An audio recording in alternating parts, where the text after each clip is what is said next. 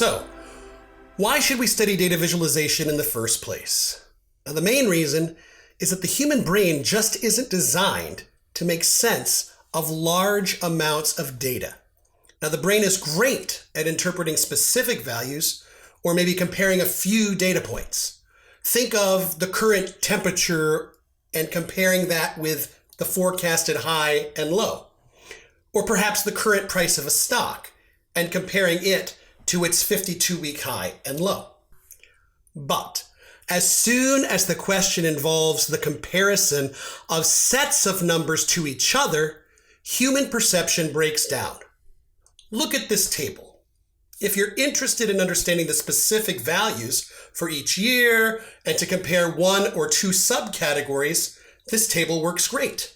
But when questions require comparison and internal mental calculations, for instance, maybe the question, instead of what was the value, it's which subcategory is doing quote unquote the best, table presentations become less useful.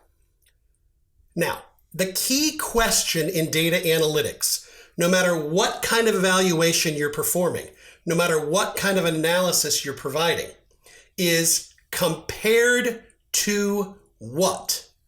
This means that while presenting data values is important, providing context and structure is necessary as well. For example, what do these numbers mean? Without context, we really don't know. Data visualization and analytics in general is chiefly concerned with determining questions that tell us if a number is perhaps good or bad, or an expected number or unexpected number, or some other kind of comparison against a baseline. Let's take a look at this graph. Now, of course, most of us wouldn't use this graph as a finished product, but it is definitely at a point where many software packages might start out in giving you a visualization of your data. Note, this is simply presenting the data alphabetically by subcategory. However, this data is being presented in a manner that really does not allow any ability to compare. Now, what would most of us start out by doing? Well, we'd sort, obviously, which would bring us to a visualization that looks like this. Now, what kind of comparisons can be made here? This graph allows for one comparison to be made: the relative performance of subcategories compared with one another. However, this might not be a graph that really helps a manager understand which subcategories are performing well. For example, do we know if one subcategory is performing poorly compared with last year? Do we know if a subcategory has met its goal for the year? No. We just know what the relative performance of the subcategories is currently. Now, the next graph adds a decoration, this small line that's included on each bar.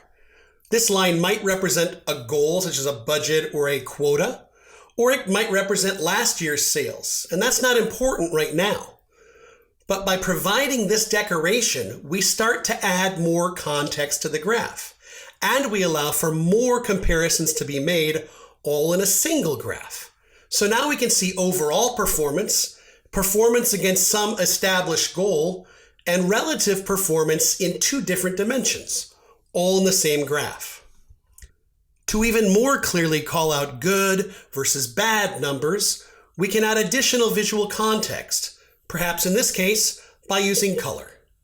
Now just remember, comparison is a visual task unless there are very, very few numbers. Visualize comparisons directly and don't ask the user to figure them out. Now, we are going to dive much more deeply into the key question in analytics, that is, compared to what, when we discuss providing metrics and not simply providing data later on in the course.